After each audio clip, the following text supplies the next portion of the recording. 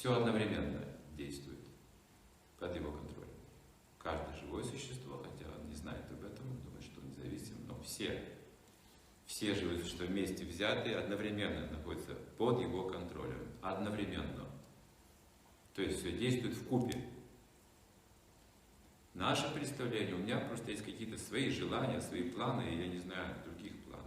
Просто я живу своим планом.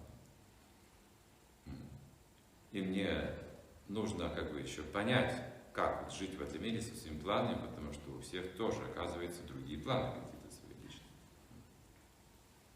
Это иллюзия, планов никаких нет.